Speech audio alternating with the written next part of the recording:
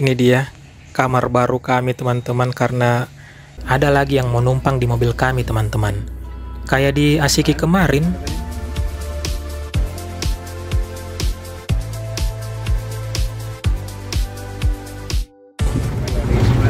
Barusan kami dapat tumpangan guys. Jadi si Pacenya ini mau ke kampung Asiki juga sama seperti kami.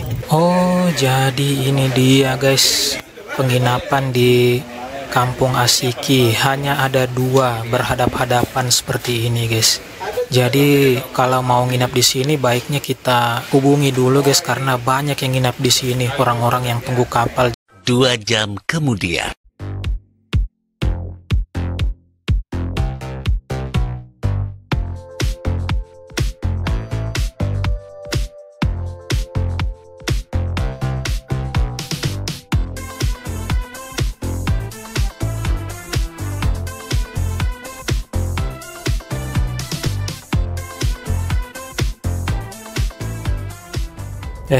Maaf ya teman-teman, tadi saya tidak sempat rekam-rekam waktu di perjalanan karena saya ketiduran. Jadi setelah 2 jam perjalanan akhirnya kita sampai juga di PT Bio Inti. Nah, ini kita lagi ada di depan pintu gerbangnya, kita lapor dulu. Kata si penjaganya tadi kalau mau ke mesnya itu masih masuk lagi ke dalam kebun sawit. Mungkin ya sekitar 20 menit sampai 30 menit, dan alhamdulillahnya ini jalannya bagus ya, lebar dan tidak licin. Kita istirahat ngopi dulu guys. Wah, saya ndak sangka sih, ternyata di dalam kebun sawit itu ada peradaban seperti ini. Ada penjual makanan, minimarket, ada bengkel, ada salon, ada sekolah, ada klinik. Wah, luar biasa. Ternyata ada kehidupan jauh di hutan ya, apalagi hutan Papua gitu. Wah, ini pengalaman yang tidak terlupakan buat saya gitu. Alhamdulillah bisa sampai ke sini.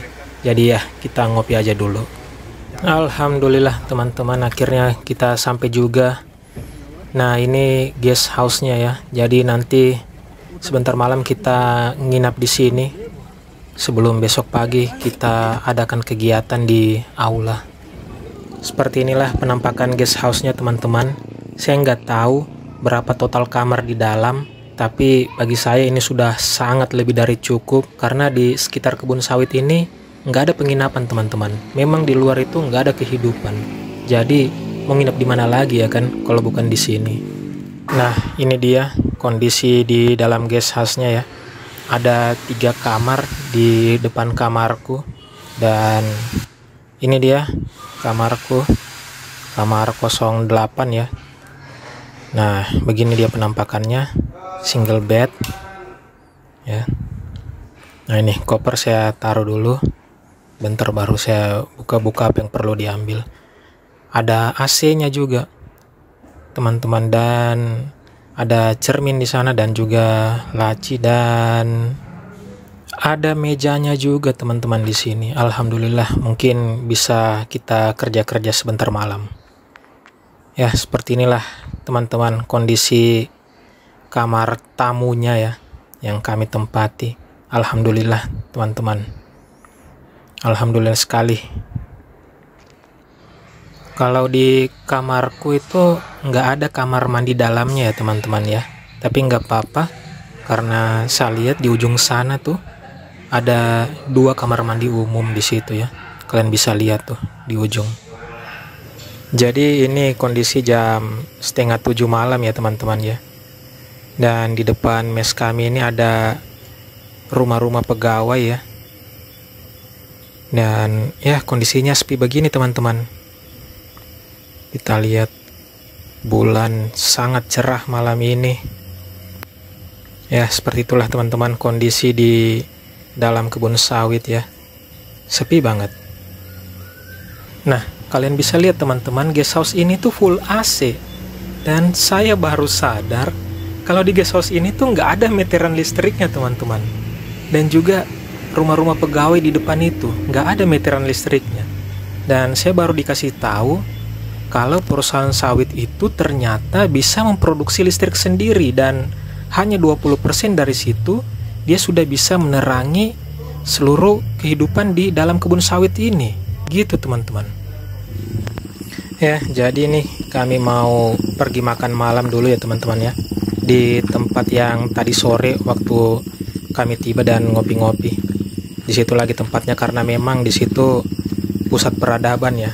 Di situ banyak penjual makanan, terus juga ada minimarket gitu. Jadi jarak dari mes kami nggak begitu jauh, mungkin sekitar 200 meter kali ya. Ya, oke teman-teman. Akhirnya kita sudah sampai. Nah, ini dia. Memang di sini pusat peradabannya teman-teman. Jadi kami mau makan malam dulu. Potong saja.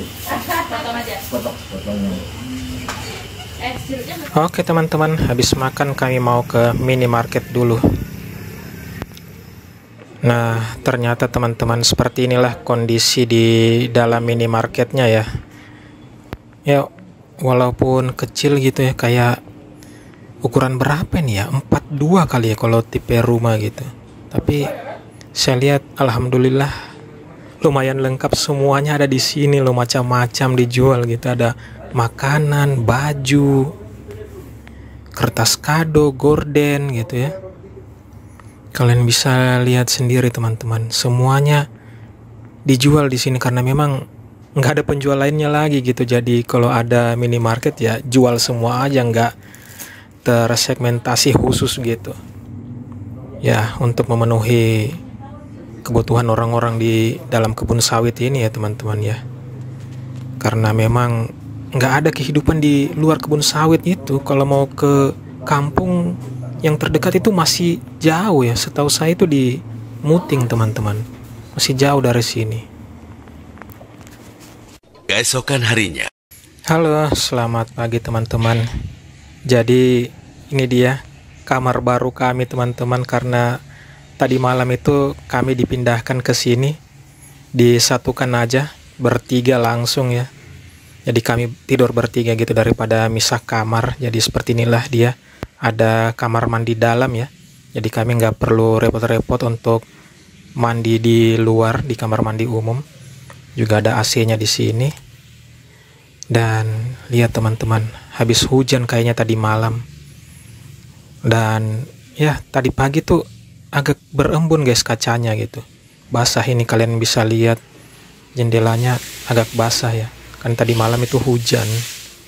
Jadi ya seperti inilah teman-teman, kami tidur bertiga. Sudah kayak di asrama aja ya teman-teman ya. Alhamdulillah, daripada pisah kamar gitu ya. Nah ini kamar tempat tidur Bang Jino, aku di tengah, terus bos di kanan.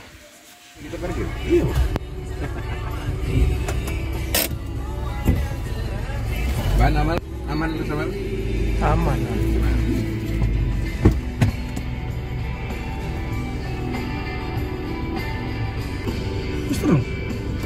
Kita di sini zona lepas sepatu. Wah, ternyata ini dia area kantor PT Bio Inti teman-teman, perusahaan sawit. Kalian bisa lihat luas banget teman-teman, luar biasa. Ada peradaban seperti ini di dalam kebun sawit. Ya, itu dia teman-teman tulisannya di atas ya, kalian bisa lihat PT Bio Inti Agrindo. Dan ini tempat sepatunya para pegawai yang di kantor teman-teman, rapi, tertata rapi seperti itu. Dan yang bikin saya takjub juga, nggak sembarang untuk masuk di sini. Sebelum masuk kita harus lewat mesin scan itu teman-teman, kayak di bandara. Luar biasa ya untuk pengamanannya saya pikir. Padahal ini di tengah hutan loh, sampai pengamanannya saja bisa seperti itu. Alhamdulillah teman-teman, kegiatan udah selesai dan ini kita lagi makan siang dulu. Dan kalian lihat teman-teman, saya pesan ikan yang datang kok kembar begini gitu, sama dengan zodiakku, zodiak Gemini teman-teman. Wah, ada busnya juga teman-teman, kalian bisa lihat tuh. Ini bus apa ya, bus pegawai atau bus antar jemput anak sekolah ini ya. Ya teman-teman, sebelum pulang ke kota Merauke, baiknya kita sholat Jumat aja dulu sekalian ya, biar di perjalanan tenang gitu, tunai kewajiban. Dan ya ini teman-teman, kalian bisa lihat di sini ada masjid dan orang-orang pada berdatangan ya untuk sholat di sini. Luar biasa sih peradaban di dalam kebun sawit ini. Nah ini teman-teman, sebelum kami kembali ke kota Merauke, kami izin dulu untuk masuk lebih ke dalam areal kebun sawit. Kita mau izin lihat pabriknya. Dan kebetulan ini juga karena saya baru pertama di sini, saya pengen lihat juga gitu bagaimana pabriknya. Saya lihat banyak mobil-mobil besar di situ teman-teman, dan juga ada bangunan kayak besar gitu warna biru itu. Nah, apa ini pabriknya ya teman-teman ya? Nah, ini kami sedang berjalan pulang menuju ke kota Merauke. Dan sayang sekali ya, tadi untuk lokasi pabriknya kami nggak dapat. Dan yang saya lihat tadi yang banyak mobil-mobil besar, itu saya nggak yakin apakah itu pabriknya ataukah hanya bengkel biasa gitu. Dan untuk pulang ke kota Merauke itu, kami harus keluar dulu ya dari areal kebun sawit ini. Dan seperti yang kalian lihat, jalannya panjang gitu, nggak sampai-sampai. Ini membuktikan bahwa areal kebun sawit ini begitu luasnya teman-teman. Dan yang bikin saya takjub luar biasa, di dalam kebun sawit yang luas ini, yang kalau boleh dibilang ini terpencil gitu ya, jauh dari kota, bahkan jauh dari kecamatan, ada peradaban yang sebesar itu teman-teman. Wah, luar biasa. Ini suatu pengalaman yang sangat berharga buat saya ya, yang baru melihat areal kebun sawit, peradaban di kebun sawit. Ya, saya mungkin katro atau kampungan ya teman-teman, karena baru lihat yang namanya kebun sawit, baru tahu bahwa ada peradaban di dalam kebun sawit. Beda mungkin dengan kalian yang ada di Sumatera atau di Kalimantan.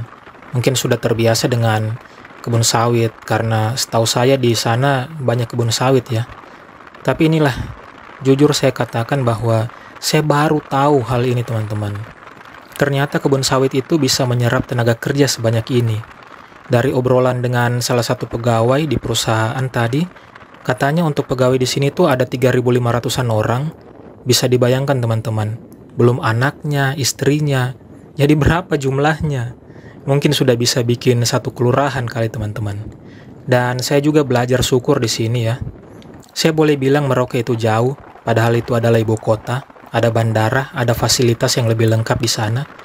Distrik-distriknya lebih jauh dan terpencil.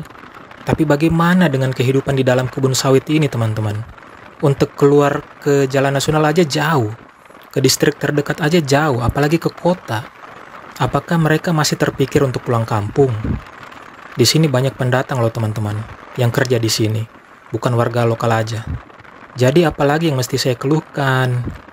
Dibanding mereka yang keluar dari sini aja susah. Bahkan mereka ada yang puluhan tahun kerja di sini, punya anak, anaknya dewasa, dan kemudian menikah dengan sesama anak pekerja di sini. Pokoknya sudah beranak pinak di sinilah. Kehidupan mereka itu hanya terputar-putar di areal kebun sawit ini aja teman-teman. Ya, itulah teman-teman. Di sini saya bisa nambah pengalaman dan juga bisa ambil pelajaran dari sini. Wah teman-teman, ada lagi yang mau numpang di mobil kami teman-teman. Kayak di Asiki kemarin, kayaknya ini si bapaknya pekerja di kebun sawit ini deh teman-teman. Mungkin anak istrinya ini habis jenguk atau bawa makan siang kali teman-teman. Dan si bapaknya mau lanjut kerja lagi. Sudah ini salah satu bagian yang saya suka teman-teman. Memberi tumpangan sama mereka. Bisa bantu mereka walaupun sesederhana ini. Tapi saya rasa ini sangat berarti buat mereka teman-teman. Jangankan di dalam kebun sawit, di jalan nasional aja itu nggak ada angkot yang lewat. Ya mumpung juga tujuan kami searah ya, jadi saya rasa nggak ngerepotin juga gitu. Oke, sudah sampai ya teman-teman. Di depan itu sudah jalan nasional. Si ibunya mau turun.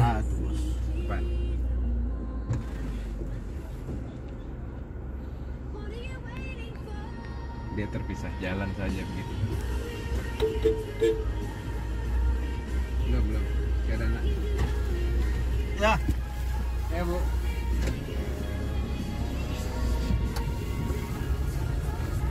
Oke, kita lanjut jalan lagi pulang ke Kota Merauke. Vlognya sampai di sini dulu aja ya teman-teman ya. Terima kasih.